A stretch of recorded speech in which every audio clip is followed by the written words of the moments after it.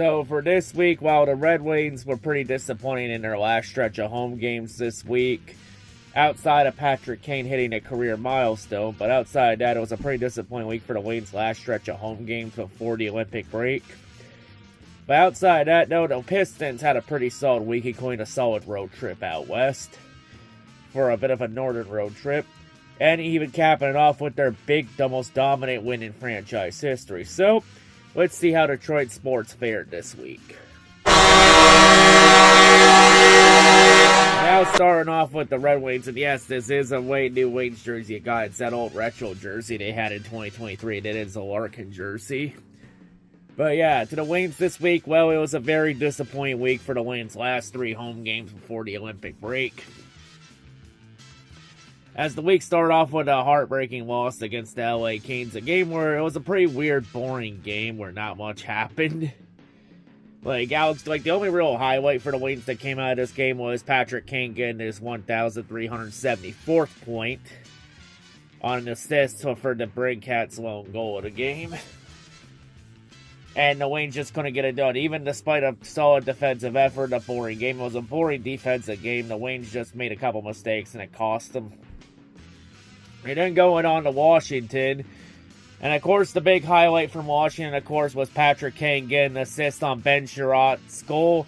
And that assist would give the Wings, would give Patrick Kane his 1,375th point, which now makes Patrick Kane the highest scoring U.S. player in NHL history, passing the previous record holder of Mike Modano. Ironically, Modano was also a former Red Wing. Crazy how that works. But yeah, honestly, congrats to Patrick Kane on that. Patrick Kane became the highest scoring U.S. born player, and he had 150 less games than Mike Modano to get to that mark. Honestly, congrats to Patrick Kane on that. Well deserved by him. Of course, though, there was still a game, though, and it was a hard-fought battle, but the Wings were able to tie it late off a weird goal where Alex DeBrincat shot the puck and have it bounce off that camera hole in the corner, and it went into the net. One of the weirdest bounces I ever seen. That was just like a 1 in a million type shot DeBrincat nailed with it going off the camera hole and going in. Usually any other time that puck's probably going out of bounds through that hole. DeBrincat probably couldn't do that again if he tried. That's a rarity. That almost never happens. But even despite that, the Wings will end up falling short to the Capitals in a shootout. At least the Wings still got a point out of that game. Every point matters now at this point of the year, heading to when we get closer to playoff time. And then we get to Colorado. And the Wings, of course, entering that Colorado game are circle-jerking each other again. Because remember the last time they circle-jerked each other over a dynasty? That was the 50s one. The Wings decide, let's do that again. And we're going to do it with the dominance era. With those 3 cups they had in the late 90s and early 2000s from 97 to 2002. It's like, oh god, now we're circle-jerking each other's over that dynasty. And out of those 3 cup wins, I was alive for 2 of them. And it was the last 2.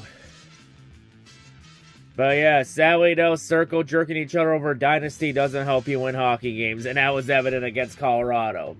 I know there's a lot of hate for the Red Wings from Avalanche fans, but I think Colorado took that circle jerk personally.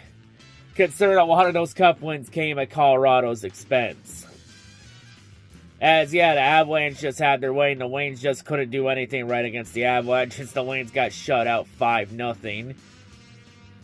So even despite the Wings' best efforts this season, the game against Colorado and the Avalanche are currently the top team in the league. That just shows the Wings still have a long way to go and to be competitive.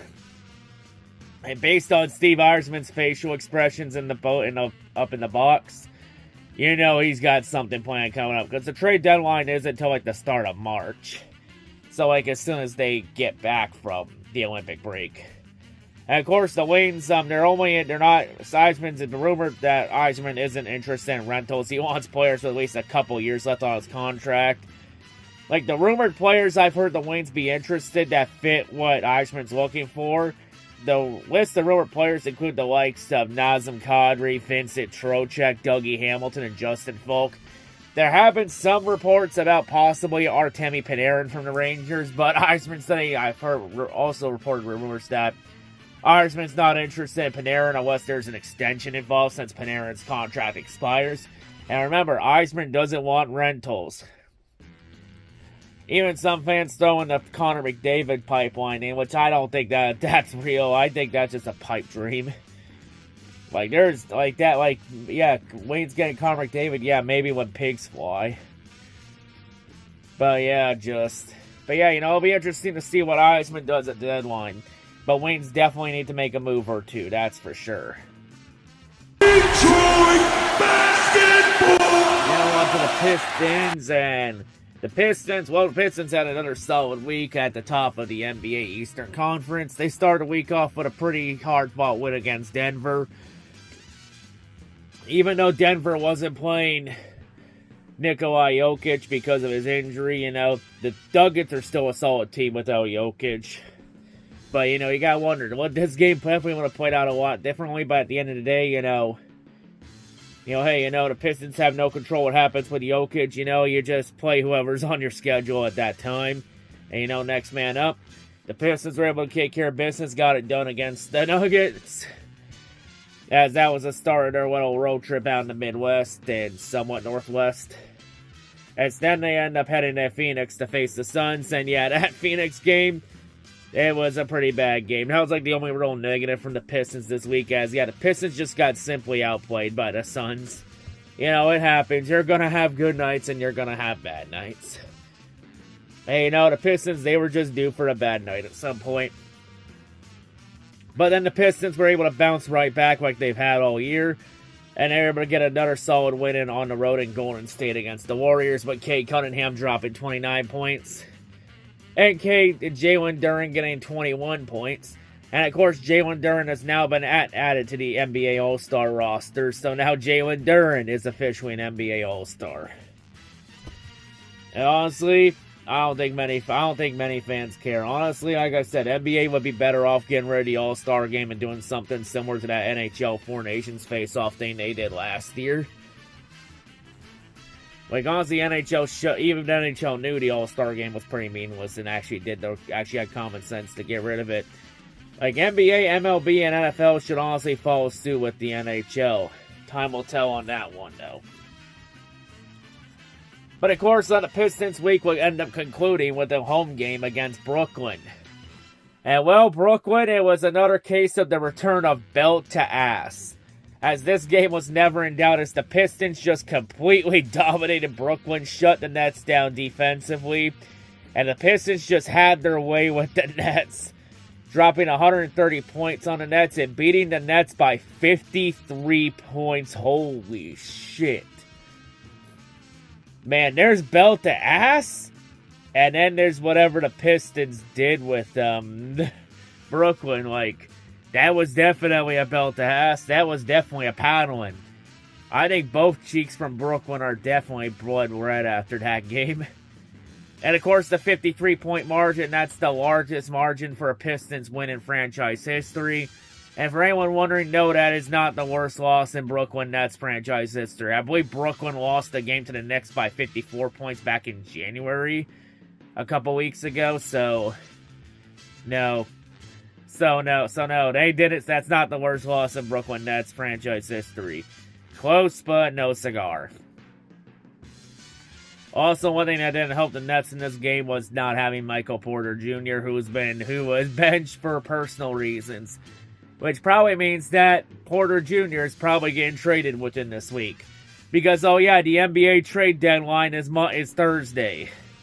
And the Pistons have been rumored to possibly be in the running for either Michael Porter Jr. or Miles Bridges from the Hornets. And they could be using Jaden Ivey as a trade piece to make those deals happen. I mean, with Ivey in there, that's probably one less first-round pick you probably have to trade away. I mean, the Pistons and the Wings, they both have assets and cap space to go make a move. I say go make it happen. Like, you got a championship caliber roster, you're top team in the Eastern Conference, go make a move and be all in. Go all in. Like, I know a lot of people argue about the draft pick and about trying to be competitive for 5 years down the line. It's like, You don't know what the league's gonna look like in 5 years. You can't take that chance. Like, you gotta go win and go win now. But yeah, it'll be interesting to see what the Pistons do heading into the deadline, with the deadline Thursday at 3 p.m.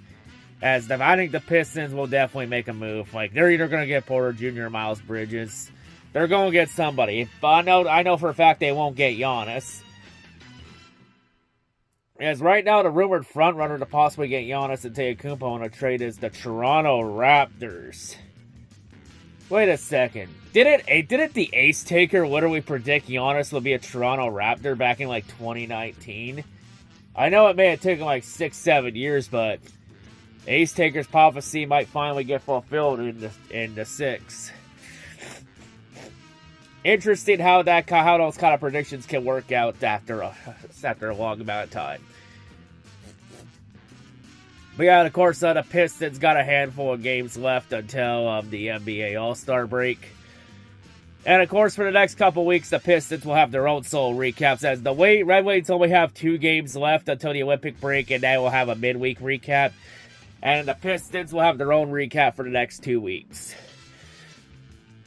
Actually, for the next few weeks because of the Olympic break, because after this week, the next Wings game after this will be Ottawa, February 26th at the end of the month. Since the Pistons All-Star break only lasts 8 days. But yeah, the Pistons, though, they got a pretty hard schedule, especially coming out of the All-Star break. They got that big stretch after the All-Star break, because you got the Spurs twice, you got the Cavs twice, you even got Oklahoma City in that mix, too. But yeah, the Pistons, the time is now to go make a move. And of course, for the trade deadline, we'll go over the trade deadline moves in next week's Pistons recap. But anyway, I'll wrap this up, and I'll see you all later. I'm out, and as always, go Waynes and Detroit basketball.